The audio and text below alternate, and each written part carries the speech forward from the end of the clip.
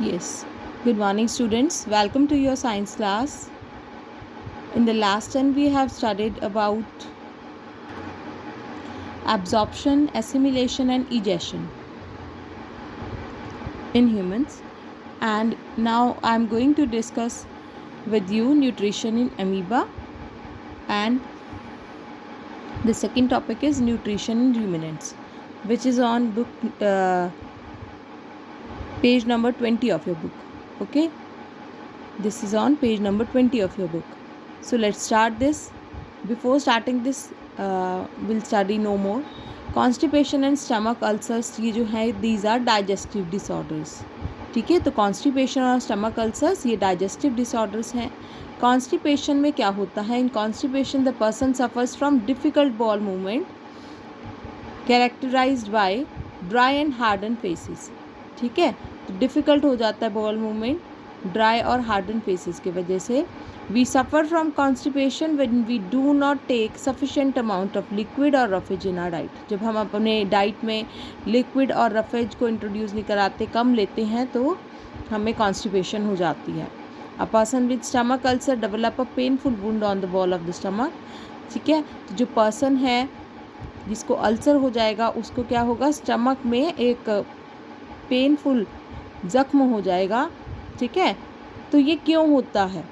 Eating food to quickly और not chewing it properly. हम या तो खाना बहुत जल्दी खाते हैं और या फिर उसको च्यू नहीं कर रहे हैं, तो इसकी वजह से हमारे जो स्टमक है इसमें हाइड्रोक्लोरिक एसिड का ज़्यादा प्रोडक्शन होगा, एक्सेसिव प्रोडक्शन होगा in the stomach. And if this condition persist, अगर यही ऐसा ही काफ़ी टाइम तक, बहुत लंबे समय तक चलता रहे, तो जो हाइड्रोक्लोरिक एसिड है, एक्सेसिव हाइड्रोक्लोरिक एसिड है, जो ज़्यादा हाइड्रोक्लोरिक एसिड है, ये स्टमक की इनर लाइनिंग को डिस्ट्रॉय कर देता है और इसे ही हम अल्सर बोलते हैं. तो आप ध्यान रखेंगे बच्चों कि आपको प्रॉपरली च्यू करके ही फूड ईट करना है.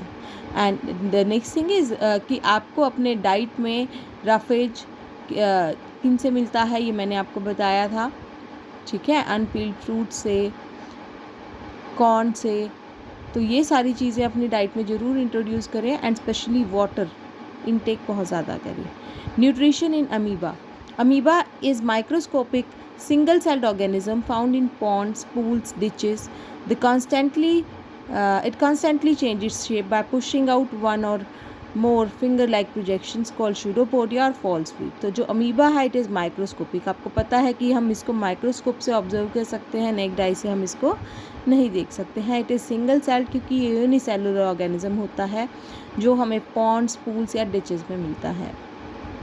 और ये अपनी शेप को चेंज कर लेता है फिंगर लाइक प्रोजेक्शंस को मूव करा के. इसको हम शूडोपोडिया बोलते हैं या फॉल्स फीट बोलते हैं, क्योंकि इसको ही ये अपने लोकोमोशन के लिए, अपने मूवमेंट के लिए या फूड को कैप्चर करने के लिए यूज़ करता है.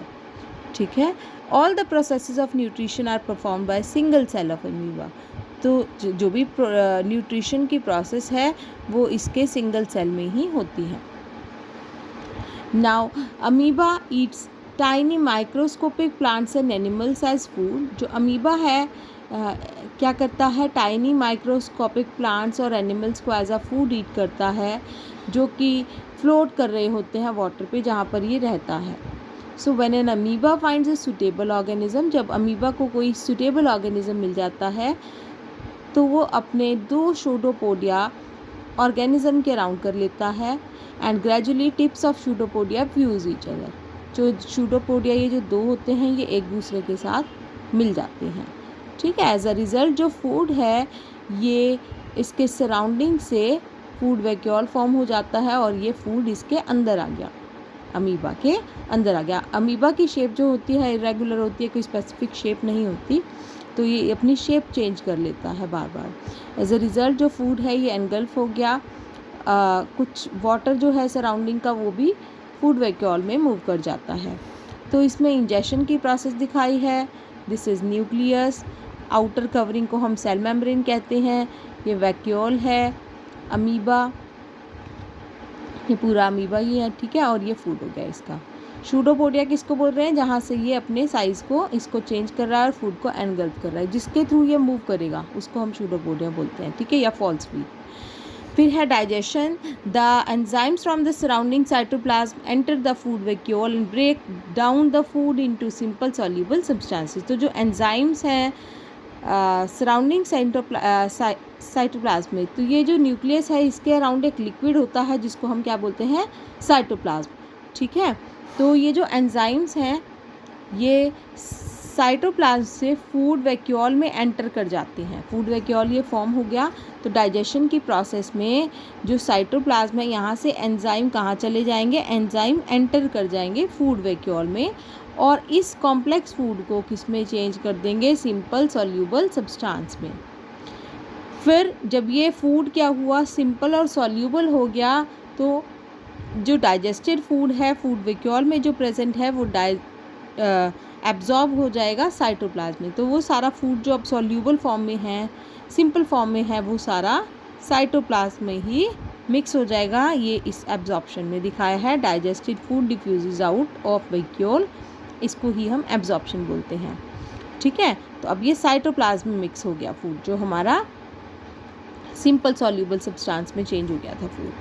अब एसिमिलेशन में क्या होगा, तो जो डाइजेस्टेड फूड एब्जॉर्ब हुआ है साइटोप्लाज्म में, वो ये अमीबा यूज़ करेगा अपने ग्रोथ के लिए, डेवलपमेंट के लिए, एनर्जी के लिए, ठीक है, और कुछ इसमें ही स्टोर हो जाएगा। तो ये इसके बाद क्या किया, एसिमिलेशन में ग्रो कर गया और थोड़ा बिग हो गया, ठीक है। न्यूक्लियस का साइज़ भी देखेंगे आप, चेंज लग रहा है इसमें, तो न्यूक्लियस भी इसमें बिग हो गया। तो ग्रोथ डेवलपमेंट के लिए ये यूज़ करता है, एनर्जी के लिए। And egestion, the undigested food gate collected inside the vacuole, फिर ये वैक्यूल के इनसाइड कलेक्ट हो जाएगा अनडाइजेस्टेड फूड। जो सेल मेम्ब्रेन है ये रप्चर हो जाएगी प्लेस से, और जो अनडाइजेस्टेड फूड है ये थ्रो आउट हो जाएगा by the body, outside the body by the vacuole के थ्रू, ठीक है।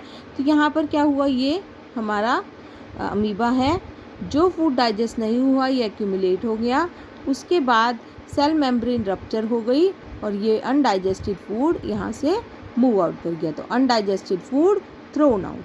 सो these are the steps of nutrition in amoeba, ठीक है। इसमें भी 5 स्टेप्स होते हैं, ingestion, digestion, absorption, assimilation and egestion. तो डिफरेंट स्टेजेस हैं ये न्यूट्रिशन की अमीबा में।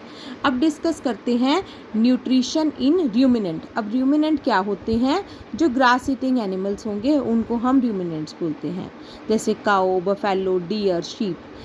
ये क्विकली क्या करते हैं, अपने फूड को च्यू कर लेते हैं, सलाइवा के साथ मिक्स करते हैं और स्वेलो कर लेते हैं। स्वेलो का मीनिंग हो गया निगल लेते हैं ये, ठीक है। फूड को एज इट इज़ उसको ईजी मतलब प्रॉपरली च्यू नहीं करते पहले। डू यू नो वाई, क्यों करते हैं ये ऐसा? Carnivores eat this grass eating animals. तो ये जो एनिमल्स हैं काऊ, बफेलो, डियर और शीप, इनको कार्निवोर ईट करते हैं एज देयर फूड। तो ये कार्निवोर से पकड़े ना जाए इसीलिए ये क्या करते हैं, जल्दी से अपना फूड क्विकली ईट कर लेते हैं। To avoid being caught by carnivores, grass eating animals quickly eat their food. They then move to a safer place, फिर ये एक सेफ प्लेस पे आ जाते हैं। Then bring the food back into the mouth in small lumps, और फिर ये क्या करते हैं, एक सेफ प्लेस पे बैठकर अपने फूड को दोबारा माउथ में लाते हैं, च्यू करते हैं। तो इस प्रोसेस को क्या बोला जाता है, र्यूमिनेशन, ठीक है, जिसमें ये दोबारा से अपने फूड को च्यू करते हैं। इन एनिमल्स को हम र्यूमिनेंट्स बोलते हैं। र्यूमिनेंट्स में स्टमक जो है ये 4 चैम्बर्स में डिवाइड होता है, rumen, reticulum, omasum and abomasum. तो इस तरह की स्टमक को कंपाउंड स्टमक बोला जाता है, ठीक है। तो ये जो है ये स्टमक है, इसमें ऑइसोफेगस, र्यूमेन, ये फूड पाइप हो गया, ठीक है। फूड यहाँ से एंटर करेगा, सबसे पहले र्यूमेन में चला जाएगा, फिर ये रेटिकुलम, ये ओमेसम और ये एबोमेसम। एबोमेसम फिर स्मॉल इंटेस्टाइन से कनेक्टेड है। तो ये स्टमक दिखाया हुआ है काऊ का, ठीक है। तो जो फूड है ये स्वेलो जो किया काऊ ने या किसी भी ग्रास ईटिंग एनिमल ने, जो र्यूमिनेंट है, वो सबसे पहले लार्जेस्ट चैम्बर में जाएगा र्यूमेन में, ठीक है। फिर ये यहाँ पर पार्शियली डाइजेस्ट हो जाएगा और इसको हम कट बोलते हैं। तो सबसे पहले जब यहाँ फूड एंटर किया, इसने थोड़ा सा च्यू करके, सलाइवा मिक्स करके और फूड को अंदर स्वेलो कर लिया, तो वो फूड कहाँ आया, यहाँ आया, ठीक है, ल्यूमेन में आ गया। अब the bacteria present in the lumen help in the digestion of cellulose. तो जो ल्यूमेन है, ल्यूमेन के अंदर बैक्टीरिया प्रेजेंट है, वो इसके फूड के डाइजेशन में हेल्प करेगा। सेलुलोज जो है, ग्रास जो है, ये सेलुलोज होती है और सेलुलोज को डाइजेस्ट करना इजी नहीं होता, तो ये इसके अंदर जो बैक्टीरिया होता है ये इसमें हेल्प करता है। फिर जो पार्शियली डाइजेस्टेड फूड है ये सेकंड चैम्बर में चला जाएगा, रेटिकुलम में। कहाँ चला जाएगा यहाँ से फूड, रेटिकुलम में, ठीक है, सबसे बड़ा चैम्बर इसमें ल्यूमेन है। From where it is return to the mouth for thorough chewing. तो दोबारा से च्यू करने के लिए रेटिकुलम से जाएगा फूड ऑइसोफेगस में, ऑइसोफेगस के थ्रू माउथ में, ठीक है। After thorough chewing and mixing with saliva, rechewed food है, फिर इसको स्वेलो कर लेगी ये। इसको आप प्रॉपरली च्यू करने के बाद दोबारा से स्वेलो किया और फिर ये बाईपासिस द फर्स्ट टू चैम्बर्स और ये थर्ड चैम्बर में चला जाएगा फूड, ओमैसम में, ठीक है। और यहाँ पर ये स्मॉलर पीसेस में ब्रोक डाउन हो जाएगा। The food enters the fourth chamber और the abomasum. Here a kind of gastric juices secreting, यहाँ पर गैस्ट्रिक जूसेस सिक्रेट होते हैं और इसके अंदर एंजाइम होता है, एंजाइम्स होते हैं, हाइड्रोक्लोरिक एसिड होता है। तो यहाँ पर जो प्रोसेस है डाइजेशन की ये कंप्लीट हो जाती है, ठीक है। It contains an enzyme, hydrochloric acid, और जो प्रोसेस है डाइजेशन की यहाँ पर कंप्लीट हो जाएगी। The digested food now passes into small intestine. फिर ये डाइजेस्टेड फूड कहाँ चला जाएगा, स्मॉल इंटेस्टाइन में।